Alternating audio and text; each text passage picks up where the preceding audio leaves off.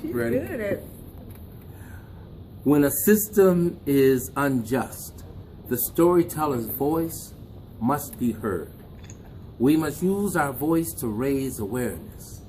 Black lives matter. All lives matter. I am Oba King, a member of the National Association of Black Storytellers and a member of the Chicago Association of Black Storytellers, an affiliate group of NABs. And this story is called Joe Brown.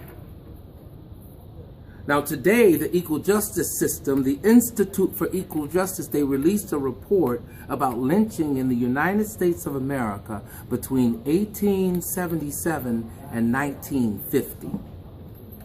It seems that in their research, it indicated that there were more African men and women and children that were lynched than originally thought. Well, see, this number of the ultimate number of Africans that were lynched during those years, nearly 4,000. See, lynching was a form of terrorism. It was used against blacks during the time of this period where mobs and mobs of whites would hang, burn, shoot, or beat black people. It was a form of intimidation, a form of control. One of those who lost their lives during that time was a soldier named William Little. The accounts of that time state that a few days after being released from the military, Mr. Little, right around his home, he'd taken a train, and when he got off the train to go to his home, he was surrounded and beaten by the white members of that community because he was in uniform. A few days later, he was caught again wearing that uniform. They had stripped him naked of his uniform, but they caught him again a few days later. He tried to explain, those are the only clothes I have. But they beat him to the point of death. You see, this intimidation, this kind of behavior was designed to control black people. I'll tell you a story of Joe Brown. Southern trees bear a strange fruit,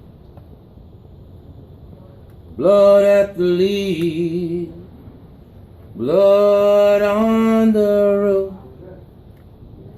black bodies swinging in the southern breeze, yeah. Strange fruit hangs from the poplar tree. My name is Joe Brown. I had a saxophone. I took a job nights washing dishes to save up the money to buy my saxophone. See, the money I made at the cotton gin, I gave that to my mama. But the dishwashing money, that was for my saxophone. You should have seen it the day I got it. It was so beautiful. Clean and shiny. Silver valves. That bell piece, gold plated. $210. That's a lot of dishes. I never learned to play much on my saxophone because on the way home, the night after I got it, a couple of men and a woman, they started yelling at me. I was scared, so I ran, and they chased me. I thought I was getting away with some other men. They came up from around the corner, and they cut me off. They knocked me to the ground and started kicking me. They took my saxophone in the case, and they beat me. They tied a rope around my wrist and dragged my body down the road behind a truck. They hanged me from a tree in front of my mama's house. I didn't even know that girl. I never liked her. I never wanted her. I was just playing. I was playing my saxophone. I was playing my saxophone. She was dancing. I played and she danced. I played. She was dancing. I guess I'll never play again. Man, if I'd have learned to play that sax, I'd have been so good.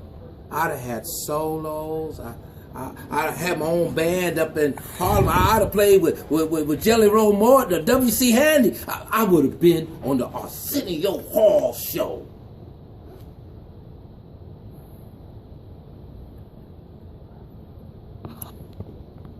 But because of racism and fear, I ain't never gonna get to live my dream.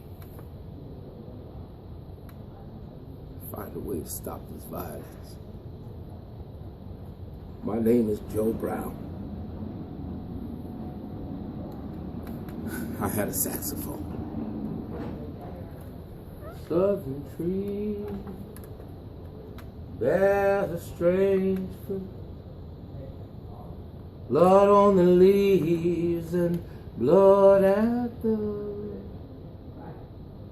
black bodies swinging in the southern breeze.